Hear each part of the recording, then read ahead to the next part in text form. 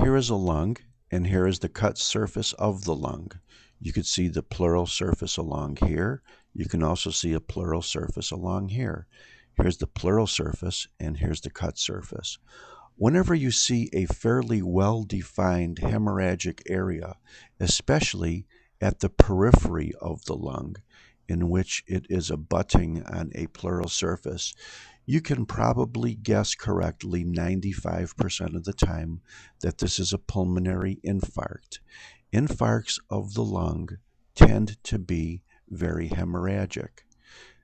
Infarcts of the liver also tend to be hemorrhagic because both the liver and the lung have dual blood supplies. So when one blood supply is cut off, the other becomes hemorrhagic. Organs like the spleen and the kidney, which basically have end arteries, tend to have very anemic or non-hemorrhagic infarcts.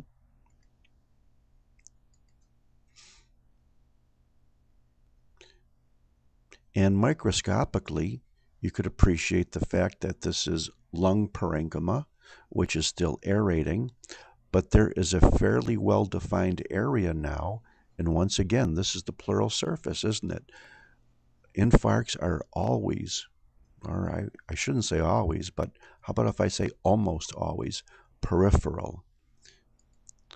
So if you see something in the lung that is hemorrhagic and extends to the surface, it could very well be an infarct. Here's a pleural surface here. Here's a cut part of the lung that still show aerating alveoli. And here is the hemorrhagic necrotic area in question.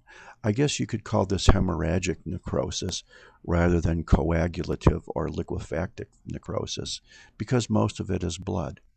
But like all other infarcts, you have a very, very hard time recognizing the actual detail of the lung because most of the cells are dead.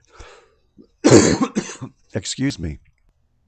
Perhaps if you look closely here, you might recognize the fact that this might be the remnant of an alveolus, and here's a septa, and here's the central portion of the alveolus.